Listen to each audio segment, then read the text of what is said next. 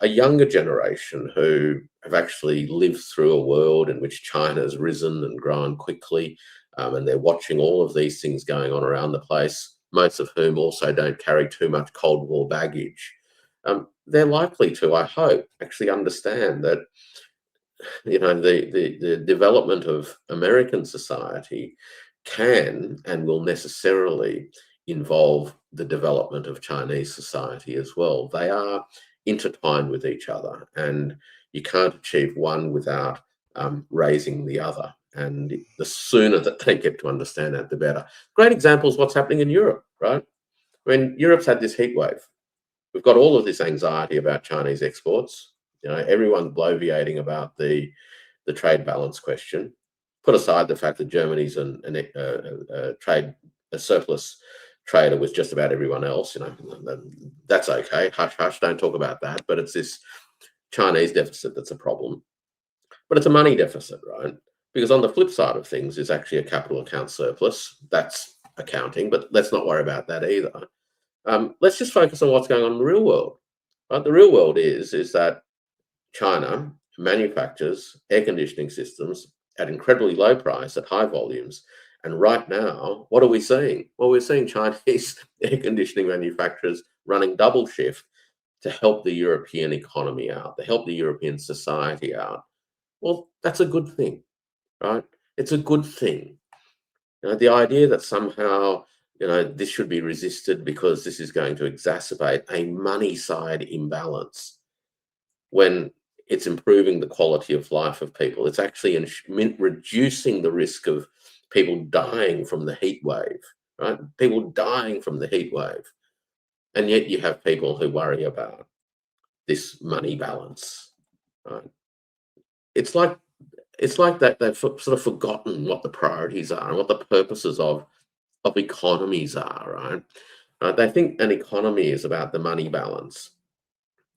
Forgive me if I think that an economic system is actually about providing people with good food on their table, an ambient environment that is tolerable and is enjoyable, and opportunities to, be creative human beings and to enjoy other people's company and to, enjoy the rich experiences that the world provides. Maybe that's what an economy actually should be about. Right? But no, it's the trade imbalance, right? Oh, gee, come on, fellas. Let's get some priorities straight here. Well, I don't think the European politicians are necessarily stupid. I think they know what's going on, but they also know that they have done incredibly destructive things to the European economy by cutting it off from cheap source of energy, and now they're getting a double whammy from the Strait of Hormuz crisis. They're just trying to shift blames. And China is a very convenient scapegoat, which also converge with their kind of geopolitical alignment with the United States. It's like by acting tough on trade with China, this helps them to cozy up with the Trump administration in hope that U.S. will throw them a bone, maybe give them better deals in the tariff negotiations or something. I think that has been the European strategy for the past few years. What do you say to that?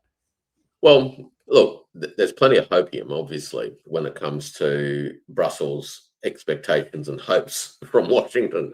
And I don't think any of that historic hope in recent times has actually delivered materially for them, other than during the Biden administration, they got the armaments and support for a European priority or a Brussels priority, which is the war against Russia.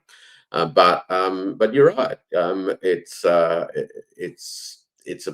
political setup that has dug itself into a hole.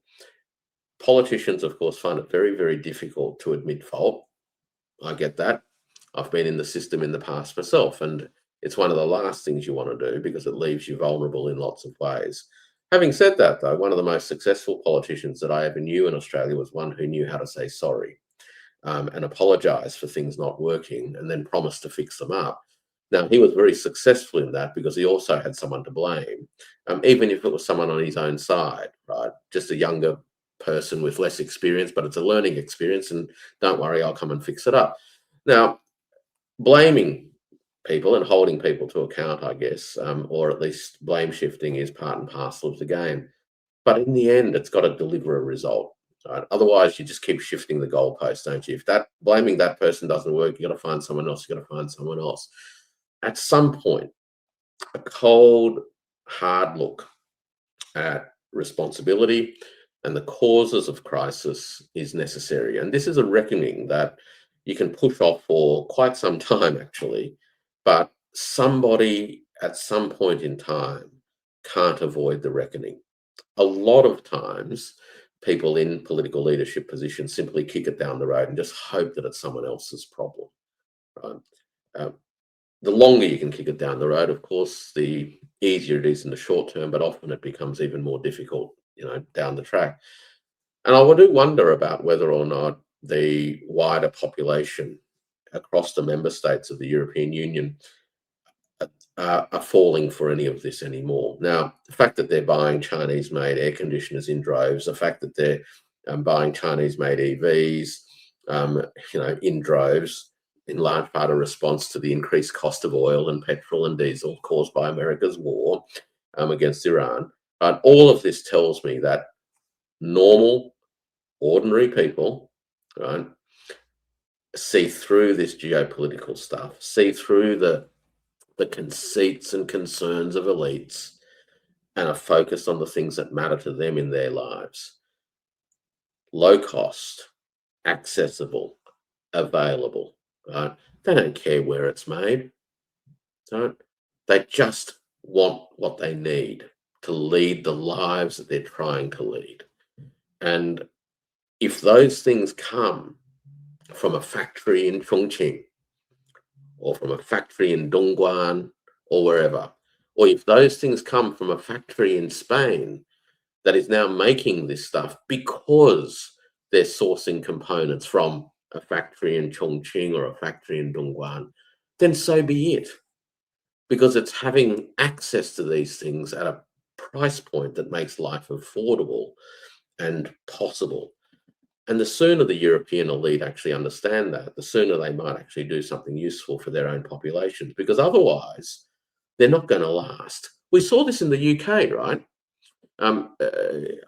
The Starmer, and we touched on this last time, is for 100 years, right? He is the shortest stay Labor Prime Minister for 100 years, right? And why is that? Well, because he singularly failed on all the important things that a Labor government, well, one promised to do, which of course it abandoned, but it singularly failed to deliver an improvement in living standards for the majority of ordinary people. Not hard to think that through. And we see this in all sorts of other nations in the European Union too, which is creating, of course, the groundswell for populist, political reactions. But and the answers that they're providing are not really going to go anywhere, because those answers are not economic answers. They're not economic structural responses. Those answers are actually cultural and identity based as well, right? Immigration, etc., right? That may deliver some kind of affective, reaction. But again, that's a question of who to blame. It's easy to blame people who look different to you, right? It's much harder to blame the people sitting in boardrooms making decisions that benefit stockholders and not ordinary people, right? Because they don't look any different. So that's where we're at. Do you think there will be a chance to avoid the incoming? What do you think of the prospect of this incoming EU-China trade war to be resolved in an amicable manner? Look, I think that there are some prospects to resolve it in a sensible way. A dialogue mechanism has been agreed, which I think is an administrative and political step that provides the room necessary for the parties to vent, if you will, but in a way that addresses the issues, right? Trade issues are not conducive to megaphone diplomacy. When you actually start going through trade negotiations, you're actually got a big spreadsheet with line items of things, down to 5-digit codes. We're talking about nails and screws and nuts and bolts, and this stuff is detailed, boring stuff, if you will. And it can only be dealt with when people commit time and effort in a format that isn't being combusted with political heat, either seeking a politically palatable outcome that you can sell, right, or seeking to rush an outcome because you've got some, a timetable issue, an election or something. It's one where you literally have got to say, we just need to roll our sleeves up and tackle the issues on their merits one at a time, recognizing what the concerns are. We know that there are concerns amongst certain parts of the European political establishment and economic establishment that some industries that have been leading lights in the European economy over the 30, 40 years, whether it's petrochemicals or high-end manufacturing, are facing intense competitive pressure from Chinese enterprises. So we know that. We saw news that VW, secret internal memo, is contemplating shutting 4 factories with 100,000 jobs at stake. So you can understand why there are anxieties. So the question is what do we do about them? Well, we can try and protect these industries and hope that they can fix themselves. The historical lesson of that kind of approach seems to me anyway, particularly based on the experiences that I've had here in Australia around protecting industries, is that companies become actually incredibly complacent, aren't particularly grateful for the protection given to them, and exploit that to deliver windfall gains to stockholders without necessarily driving innovation, new product development, etc., etc. And this can go on for decades.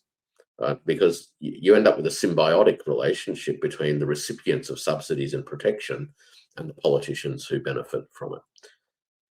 So the real challenge is, if that is a downside risk of protection, how do you nonetheless bring new life to these industries and these companies and create pathways for sustained employment as these industries experience change? I think of a report, I think again in the last week, where one of the Chinese delivery companies spoke quite explicitly, it might have been Meituan actually, spoke explicitly about the fact that they expect that some 70,000 delivery drivers, or might have been even more than that, will end up becoming replaced by robotics and drone delivery, right? Personless delivery systems. Now, that got the headline in a lot of the Western press, but that comment about these jobs disappearing actually was made as part of a wider speech by the company's leader, that they are committing to a massive employee retraining program. And they've done deals with dozens of universities and technical training colleges across China, so that these people, as personless transport delivery systems replace what someone once did, actually have a future with a company doing other things, whether it's in AI systems maintenance or maintaining and repairing and keeping all of these devices on the road or in the air, right? So there needs to be a big push around skills development so that people actually are able to do the jobs of the future. Now, that's got to be part of this discussion around trade. So it's not really a question about trade, Carl. It's going to be a question around investment. And this is where I think the Europeans would do well to dust off the comprehensive investment agreement that was on the table in 2020, negotiated for years, painstakingly at a bureaucratic level, to create a framework for Chinese investments into Europe and vice versa. It got killed at the European Union when a whole bunch of your usual, human rights narratives, confected stuff came to the fore. And can't have these investment agreements with China because of insert whatever the favorite human rights narrative is. Well, an investment framework is desperately needed now by the European Union so that Chinese capital, and I don't just mean money capital, but know-how, equipment, technology, science, etc., in other words, the supply chains and the ecosystems can actually play a meaningful role in the transformation of European industry. Right? You're not going to protect these industries as if you can protect the internal combustion engine. Right? This is the same if you were thinking 100 years ago when the internal combustion engine was coming onto the scene saying, we've got to have a way of protecting the horse and buggy. Right? It's a nonsense. Right? Farriers lost their jobs. Blacksmiths lost their jobs. Wheelwrights lost their jobs. Right? These industries changed. And we got the automotive industry in its place. And we're going to need to see the same again. If I was a European politician, and I'm not, but if I was one, I'd be thinking about what the jobs of the future looks like and how it is that we can build bridges between the jobs of today and the jobs of the future by working with the people who are actually creating the jobs of the future today. And that's an investment question, not a trade barriers question. Well, but the Chinese company, I imagine they would need reassurances that their investment in Europe won't be seized arbitrarily on national security ground, as is the case of Nesperia in Netherlands, right? I mean, like that's really set up a very bad precedent for any future Chinese investment in Europe, because like these government can just for whatever reason, maybe just to kiss up to Washington, will take over the billions of dollars you have already invested and say, sorry, we gotta take it away from you because of national security reasons, and now you have to fight over a lengthy court process, try to get it back. And like, Well, yeah, not only that, Carl, not only that, I think it's critical, right? This issue of confidence in the security of these fixed capital investments. You can't just sort of pick up a factory and move it, right? This is the myth that often exists when people talk about economics, that somehow you flip a switch and you just move something. These commitments are actually once made are difficult to unwind, but they can certainly be, or access to that equipment can be taken away from you, as you've mentioned, which means you need some certainty around all of that. Here's the upside. Right. The upside is that for the last 5 or 6 years, notwithstanding the kiboshing of the comprehensive investment framework at the beginning of the decade, Chinese investment into Europe has been rising, and in fact reached record levels into Germany last year. So there remains a certain level of confidence in the stability and security of the framework, generally speaking. So one example, I don't think is necessarily enough to totally rock the boat and destroy confidence, but you don't want that to become repeated, right? It's something that needs to be resolved, and once resolved, trust building can resume, and you can do that with concrete initiatives. Trust must be built not through words, but through deeds. And I think that remains possible. The situation isn't that out of hand yet.